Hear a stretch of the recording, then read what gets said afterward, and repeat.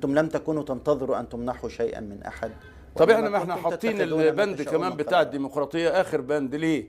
لأن لازم تطهر الأرض أولا وتهيئها، وإلا إذا كنت رحت عامل ديمقراطية تاني يوم ما هيجي لك نفس الصورة، كأنك يا أبو زيد ما غزيت وكأن ما فيش ثورة قامت.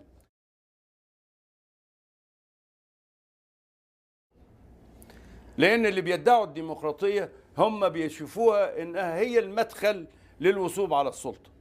يعني لماذا هي المدخل للوصول على السلطة؟ كده لأن هي دي يعني انت فاهم الديمقراطية أول شيء فيها هو الإيمان بمبدأ تداول السلطة. الغرب بيبيع لك الديمقراطية عشان يلقي وسيلة إنه يتدخل في شؤونك، وبيبيع لك الانفتاح عشان يسيطر عليك اقتصاديا، وبيقول لك حقوق الإنسان علشان إذا دي ودي ما نفعتش يلقي مجال للتدخل. سعادة النائب، أنتم أيضا لم تضعوا النظم البديلة التي تجعل الشعب يثق. احنا الثورة ديت في وسط يعني غيلان، وفي وسط يعني قوى مضادة من كل جانب، من الخارج ومن الداخل، واللي بيتكلموا كده وإيدهم في المية بيتصوروا إن العملية بسيطة.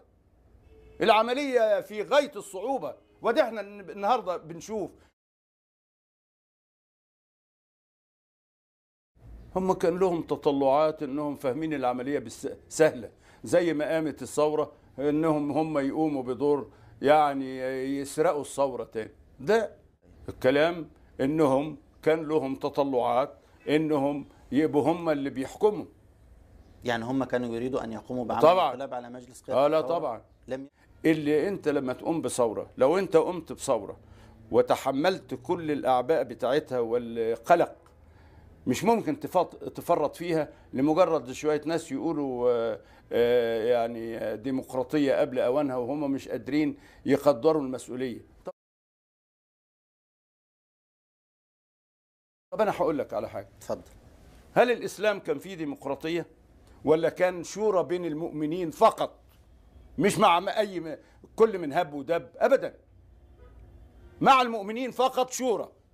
إنما أجي مع المضادين والمناهضين والكفار واللي ما اعرفش إيه وأعمل ديمقراطية؟ مش ممكن. إيه معيار المؤمنين طيب عند ضباط المؤمنين الذين يؤمنون بالله ورسوله ثم لم يرتابوا وجاهدوا بأموالهم وأنفسهم في سبيل الله، أولئك هم الصادقون. دي رؤيتك حضرتك الخاصة طبعا. لكن رؤية رجال الثورة إيه طيب؟ لا أنا بتكلم عن رؤية، وده بيدخلنا مش عملية ديمقراطية، وده كل ده كلام.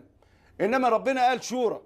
شورى يعني معناها إنك تتشاور مع من تأتمن، والناس اللي هم جديرين بإنك تستشيرهم عشان يبصروك في القرار اللي أنت عايز تتخذه.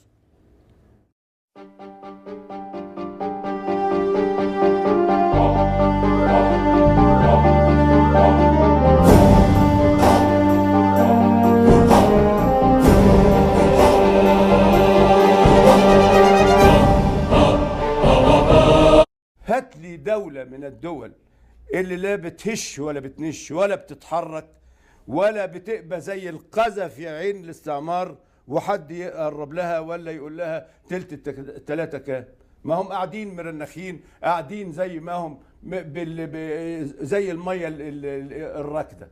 أول حركة تحصل في تحريك واقع المنطقة العربية هي ثورة 23 يوليو، وهي لما حركت الواقع طبعا القوى الاستعمارية والعملاء بتوعها هنا هو في أي صورة من الصور لا يرضيهم أبدا إن حد يطلع على النظام العالمي اللي هو مسيطر على الكون بالقوة الجبرية وبقوة الاستعمار.